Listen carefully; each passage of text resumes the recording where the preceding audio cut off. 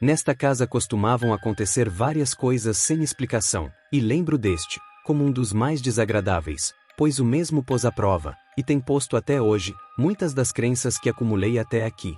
Pois bem, vamos ao relato. Tive em um dos meus primeiros namoros, uma cunhada que seguia uma religião dita cristã, a qual não me recordo o nome, mas pelo que sei, só existia em nossa cidade na época, pois recém havia sido criada.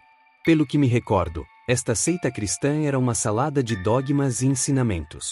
Eu, como não via o cristianismo com bons olhos na época e seguia a mesma linha de pensamento ateu de algumas poucas pessoas de minha família que eu admirava, nunca me interessei em ir muito a fundo no assunto, mas sei que eles criam em espíritos descarnados e consideravam a menina em questão como uma sensitiva, e eu mesmo a considerava assim, apesar de minhas descrenças. Pois mais de uma vez ela parecia adivinhar ou ler os sentimentos ou pensamentos nossos e de nossos amigos, falava sobre coisas do nosso passado que teoricamente poucos ou ninguém sabia. Às vezes ficávamos bastante nervosos com as coisas que ela dizia ou sonhava e depois nos contava. Essa menina costumava dizer que uma criança passeava pela casa onde elas moravam e que mais de uma vez ela havia visto essa criança. Minha namorada, que detestava falar no assunto, também confirmava a história e eu me limitava a achar graça, pensando que queriam me assustar com uma historinha qualquer. A casa em questão era bem velha e um tanto feia. Não conhecíamos a história da casa, mas nos disseram que era muito antiga, e a julgar pela aparência da habitação, estavam certos os que diziam isso.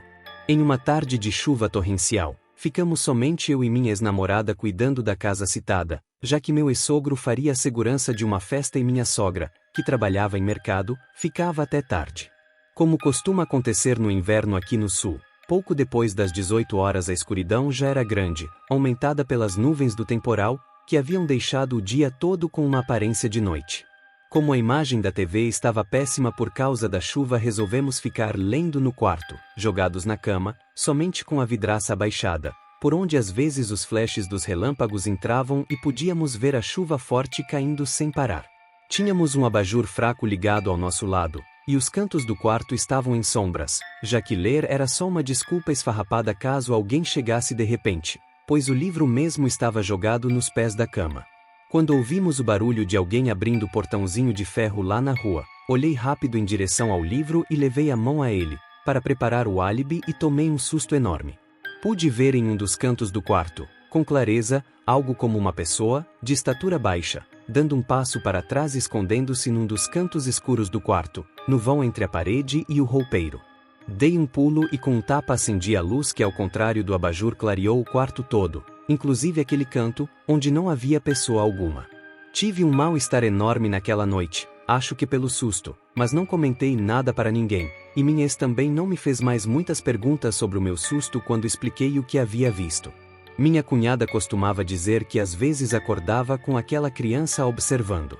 Mais tarde, quando contei esta história para algumas pessoas, as teorias sobre o que vi foram como sempre muitas, mas todas previsíveis. Fantasmas, demônios em forma de crianças, duendes e peças pregadas pela mente. Ainda não escolhi qual delas aceitar como explicação. Só sei que para aqueles que nunca presenciaram algo parecido é muito fácil pré-julgar e dizer que é coisa de nossa cabeça, e embora não descarte a possibilidade de ter sido enganado por meus olhos, recordo do susto com enorme clareza.